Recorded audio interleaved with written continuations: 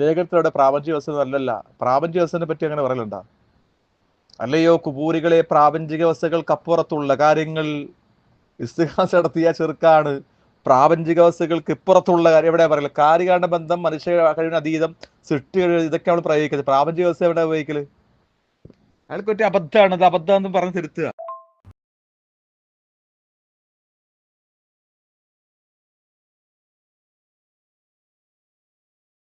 ഈ പ്രാപഞ്ചിക വ്യവസ്ഥക്കുള്ളിലാണ് ജിന്ന് എന്ന് വിസ്ഡവും അല്ല എന്ന് കേരള മുമ്പ് 2002 ആ സമയത്ത് അഭൗതികം എന്നുള്ളത് എന്താ ഉദ്ദേശിക്കുന്നത്? ഈ പ്രാപഞ്ചികമായ വ്യവസ്ഥക്കുള്ളിൽ പുറത്ത് എന്നുള്ളതാണ് അഭൗതികം ഭൗതികം.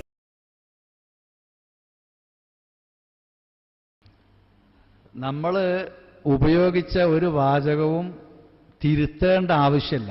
ചില ആളുകൾക്ക് അങ്ങനെ ഒരു തോന്നലാണ്. പണ്ടത്തെ പ്രയോഗങ്ങളെക്കാൾ നല്ല ചില പുതിയ പ്രയോഗങ്ങൾ എന്നുള്ള നിലക്ക് ആരെങ്കിലും ചിലപ്പോൾ ഉപയോഗിച്ചിട്ടുണ്ടാകാം. മനുഷ്യ കഴിവിന് അതീതമായ എന്ന് പറഞ്ഞാൽ അതുകൊണ്ട് ഉദ്ദേശിക്കുന്നത് മനുഷ്യൻ ഒരു സൃഷ്ടിയാണ്.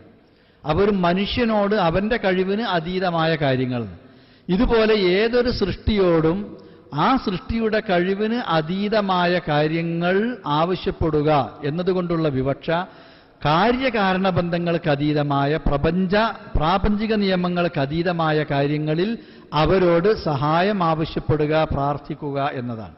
അതാണ് ശിർക്ക്. അപ്പം മുമ്പ് ഉപയോഗിച്ച വാചകങ്ങൾ തിരുത്തേണ്ടതോ അങ്ങനെ തിരുത്തുന്ന ഒരവസ്ഥയോ നമ്മളെ സംബന്ധിച്ചിടത്തോളം അല്ല. നമ്മളൊക്കെ എപ്പോഴും ആ പണ്ട് പറഞ്ഞ അതിനെ പറയാറുള്ളത്. അതിങ്ങനെ ആരെങ്കിലും എഴുതുമ്പോൾ മാറിപ്പോയിട്ടുണ്ടെങ്കിൽ അതിൻ്റെ പിന്നാലെ ചില ആളുകൾ ഇത്തരം സംശയങ്ങളും ചോദ്യങ്ങളുമായിട്ട് കൂടുന്നു എന്ന് മാത്രമേ ഉള്ളൂ. അപ്പം നമുക്കത് തിരുത്തേണ്ട ഒരാവശ്യമല്ല. ഇനിയിപ്പോൾ ഒരാൾ മനുഷ്യ കഴിവിന് അതീതമായ എന്നതിന് പകരം സൃഷ്ടികളുടെ കഴിവിന് അതീതമായ എന്ന് എഴുതിപ്പോയാൽ ആദ്യം പറഞ്ഞത് തെറ്റും രണ്ടാമത്തേത് ശരിയും എന്ന് അതിന് അർത്ഥമില്ല.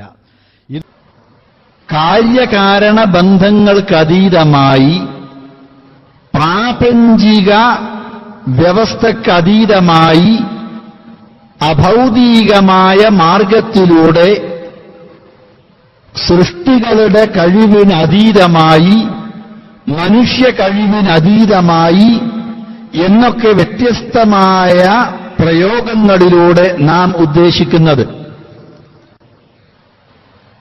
ഉപകാരവും ഉപദ്രവവും അഭൗതികമായ മാർഗത്തിലൂടെ ഏൽക്കും ലഭിക്കും എന്ന് പ്രതീക്ഷിച്ചുകൊണ്ട് വിശ്വസിച്ചുകൊണ്ട് നാം പ്രാർത്ഥിക്കേണ്ടത് അല്ലാഹുവിനോട് മാത്രമാണ്.